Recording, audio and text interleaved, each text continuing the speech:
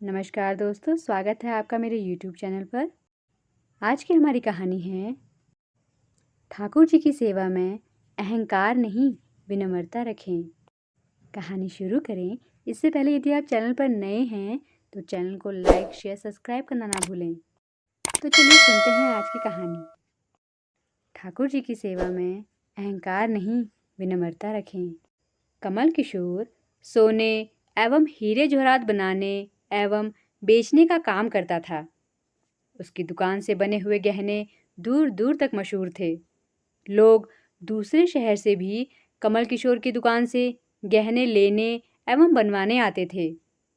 चाहे हाथों के कंगन हो, चाहे गले का हार हो, चाहे कानों के कुंडल हो, उसमें हीरे एवं सोने की बहुत सुंदर मीनाकारी होती कि सब देखने वाले देखते ही रह जाते। इतना बड़ा कारोबार होने के बावजूद भी कमल किशोर बहुत ही शांत एवं सरल स्वभाव वाला व्यक्ति था। उसको इस माया का इतना रंग नहीं चढ़ा हुआ था। एक दिन उसका कोई मित्र उसकी दुकान पर आया, जो कि अपनी पत्नी सहित वृंदावन धाम से होकर वापस आ रहा था। तो उस मित्र ने सोचा कि चलो थोड़ा सा प्रसाद अपने मित्र कमल किशोर को भी देता चलूं। उसकी दुकान पर जब वह पहुंचा तब कमल किशोर का एक कारीगर एक सोने एवं हीरे जड़ित बहुत सुंदर हार बनाकर कमल किशोर को देने के लिए आया था। कमल किशोर उस हार को देख ही रहा था कि उसका मित्र उसकी दुकान पर पहुंचा। कमल किशोर का मित्र अपने साथ वृंदावन से एक बहुत सुंदर लड्डू गोपाल, जिसका स्वरूप अत्यंत मनमोहक था, साथ लेकर आया था। जब उसका मित्र दुकान पर बैठा तो उसकी गोद में लड्डू गोपाल जी विराजमान थे। कमल किशोर लड्डू गोपाल जी के मनमोहक रूप सौंदर्य को देखकर अत्यंत आनंदित हुआ। उसने अपने हाथ में पकड़ा हुआ हार उस लड्डू गोपाल के गले में पहना दिया एवं अपने मित्र को कहने लगा कि देखो तो सही, इस हार की शोभा लड्डू गोपाल के गले में पड़ने से कितनी बढ़ गई है। उसका मित्र एवं कमल किशोर आपस में बातें करने लगे। बातों बातों में ही उसका मित्र लड्डू गोपाल को हार सहित लेकर चला गया। दोनों को ही पता नहीं चला कि हार लड्डू गोपाल जी के गले में ही पड़ा रह गया है। कमल किशोर का मित्र अपनी पत्नी सहित एक टैक्सी में सवार होकर अपने घर को रवाना हो गया। जब वह टैक्सी से उतरे तो भूलवश लड्डू गोपाल जी उसी टैक्सी में रह गए। टैक्सी वाला एक गरीब आदमी था जिसका नाम बाबू था, जो कि दूसरे शहर से यहाँ अपने परिवार का पालन पोषण करने के लिए टैक्सी चलाता था एवं वह टैक्सी लेकर काफ़ी आगे निकल चुका था। आज उसको अपने घर वापस जाना था, जो कि दूसरे शहर में था। जब टैक्सी लेकर बाबू अपने घर पहुंचा तो उसने जब अपनी टैक्सी की पिछली सीट पर देखा तो उसका ध्यान लड्डू गोपाल जी पर पड़ा, जो कि बड़े शाही तरीके से पिछली सीट पर गले में हार धारण करके सुंदर सी पोशाक पहनकर हाथ में बांसुरी पकड़े हुए पसर कर बैठे हुए हैं।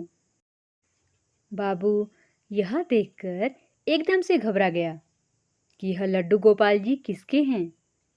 लेकिन अब वह दूसरे शहर से अपने शहर जा चुका था, जो कि काफ़ी दूर था एवं वह सवारी का घर भी नहीं जानता था। तो वह दुविधा में पड़ गया कि वह क्या करे।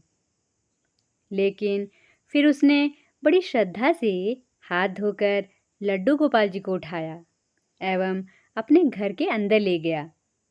जैसे ही उसने घर के अंदर प्रवेश किया, उसकी पत्नी ने उसके हाथ में पकड़े लड्डू गोपाल जी को जब देखा तो इतनी सुंदर स्वरूप वाले लड्डू गोपाल जी को देखकर उसकी पत्नी ने झट से लड्डू गोपाल जी को अपने पति के हाथों से ले लिया।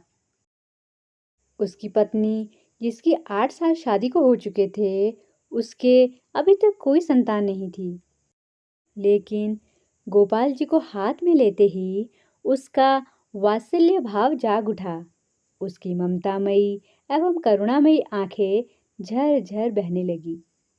ममतावश एवं वात्सल्य भाव के कारण ठाकुर जी को गोद में उठाते ही उसको ऐसे लगा उसने किसी अपने ही बच्चे को गोद में उठाया है। बाबू की पत्नी मालती ने गोपाल जी को कसकर अपने सीने से लगा लिया और आंखों में आंसू बहाती बोलने लगी, अरे बाबू, तुम नहीं जानते कि आज तुम मेरे लिए कितना अमूल्य रत्न लेकर आए हो।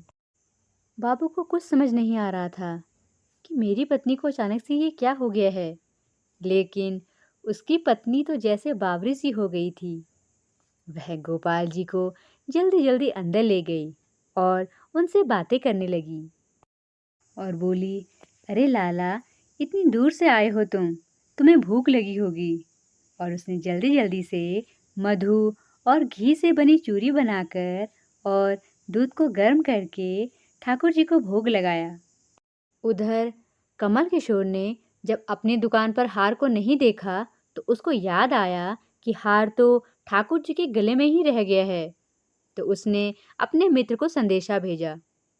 तो मित्र ने आगे से जवाब दिया, अरे मित्र, वह माखन चोर, चित चोर हार सहित खुद ही चोरी हो गए हैं। मैं तो खुद ही इतना परेशान हूँ।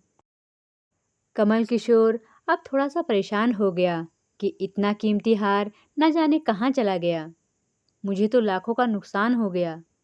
लेकिन फिर भी अपने सरल स्वभाव के कारण उसने अपने मित्र को कुछ नहीं कहा और उसने अपने मन में सोचा कि कोई बात नहीं, मेरा हार तो ठाकुर जी के ही अंग में लगा है। अगर मेरी भावना सच्ची है तो ठाकुर जी उसको पहने रखें। उधर बाबू और उसकी पत्नी मालती दिन रात ठाकुर जी की सेवा करते। अब तो मालती और बाबू को लड्डू गोपाल जी अपने बेटे जैसे ही लगने लगे। लड्डू गोपाल जी की कृपा से अब मालती के घर एक बहुत ही सुंदर बेटी ने जन्म लिया। इन सब बातों का श्रेय वह लड्डू गोपाल जी को देते कि यह हमारा बेटा है और अब हमारी बेटी हुई है, अब हमारा परिवार पूरा हो गया। मालती लड्डू गोपाल जी को इतना स्नेह करती थी कि रात को उठ उठ कर देखने जाती थी कि लड्डू गोपाल जी को कोई कष्ट तो नहीं है।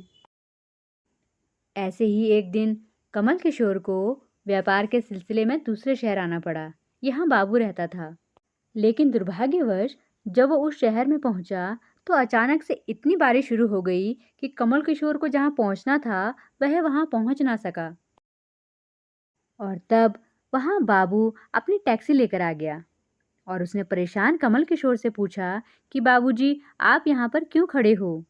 बारिश तो रुकने वाली नहीं है और सारे शहर में पानी भरा हुआ है और ना ही कहीं और रुक पाओगे। मेरा घर पास ही में है, अगर आप चाहो तो मेरे घर आ सकते हैं। कमल किशोर, जिसके पास सोने और हीरे के काफ़ी गहने थे, वह अनजान टैक्सी वाले के साथ जाने के लिए थोड़ा सा घबरा रहा था, लेकिन उसके पास और कोई चारा नहीं था और वह बाबू के घर उसके साथ टैक्सी में बैठकर चला गया। घर पहुंचते ही बाबू ने मालती को आवाज़ दी कि आज हमारे घर मेहमान आए हैं, उनके लिए खाना बनाओ। कमल किशोर ने देखा कि बाबू का घर बहुत छोटा था, लेकिन व्यवस्थित ढंग से सजा हुआ था। घर में अजीब तरह की इत्र की खुशबू आ रही थी, जो कि उसके हृदय को आनंदित कर रही थी। जब मालती ने उनको भोजन परोसा, तो कमल किशोर को उसमें अमृत जैसा स्वाद आया। कमल किशोर का ध्यान बार बार उस दिशा की तरफ जा रहा था जहाँ पर ठाकुर जी विराजमान थे। वहां से उसको एक अजीब तरह का प्रकाश नजर आ रहा था। तो हार कर कमल किशोर ने बाबू से पूछा, अगर आपको कोई ऐतराज ना हो तो क्या आप बता सकते हैं कि उस दिशा में क्या रखा है? मेरा ध्यान उसकी तरफ आकर्षित हो रहा है। तो बाबू और मालती ने एक दूसरे की तरफ मुस्कुराते हुए कहा कि वहां पर तो हमारे घर के सबसे अहम सदस्य लड्डू गोपाल जी विराजमान हैं। तो कमल किशोर ने कहा, क्या मैं उनके दर्शन कर सकता हूँ? तो मालती उनको उस कोने में ले गई जहां पर लड्डू गोपाल जी विराजमान थे। कमल किशोर लड्डू गोपाल जी को देखकर और उनके गले में पड़े हार को देखकर एकदम से हैरान हो गए। वह सोचने लगे, यह तो वही लड्डू गोपाल हैं और यह हार भी वही है जो मैंने अपने मित्र के लड्डू गोपाल जी को पहनाया था। कमल किशोर ने बड़ी विनम्रता से पूछा कि यह गोपाल जी तुम कहाँ से लाए? बाबू जिसके मन में कोई छल कपट नहीं था, उसने कमल किशोर को सारी बात बता दी कि कैसे उसको सौभाग्य से गोपाल जी मिले और उनके हमारे घर आने से हमारा दुर्भाग्य सौभाग्य में बदल गया। तो कमल किशोर ने कहा, क्या तुम जानते हो जो हार ठाकुर जी के गले में पड़ा है उसकी कीमत क्या है? तो बाबू और मालती ने बड़ी विनम्रता से हाथ जोड़कर कहा कि जो चीज़ हमारे लड्डू गोपाल जी के अंग लग गई, हम उसका मूल्य नहीं जानना चाहते और हमारे लाला के सामने किसी चीज़, किसी हार का कोई मोल नहीं है। इतना सुनने के बाद कमल किशोर एकदम से चुप हो गए और उन्होंने मन में सोचा कि चलो अच्छा है, मेरा हार ठाकुर जी ने अपने अंग लगाया हुआ है। अगले दिन कमल किशोर तैयार हुए और बाबू उनको टैक्सी में लेकर उनकी मंजिल तक पहुंचाने चला गया। जब कमल किशोर टैक्सी से उतरे और जाने लगे, तभी बाबू ने उनको आवाज़ लगाई कि ज़रा रुकिए, आपका यह सामान हमारी गाड़ी में छूट गया है। लेकिन कमल किशोर ने कहा, मैंने तो वहाँ कुछ नहीं रखा। लेकिन बाबू ने कहा कि यह बैग तो आपका ही है। जब कमल किशोर ने उसको खोलकर देखा तो उसमें बहुत सारे पैसे थे। कमल किशोर एकदम से हक्का बक्का रह गया कि यह तो इतने पैसे हैं जितने कि उस हार की कीमत है। उसकी आंखों में आंसू आ गए कि जब तक मैंने निश्चल भाव से ठाकुर जी को वह हार धारण करवाया हुआ था, तब तक उन्होंने पहने रखा। मैंने उनको पैसों का सुनाया तो उन्होंने मेरा अभिमान तोड़ने के लिए पैसे मुझे दे दिए। वह ठाकुर जी से क्षमा मांगने लगा, लेकिन अब हो भी क्या सकता था।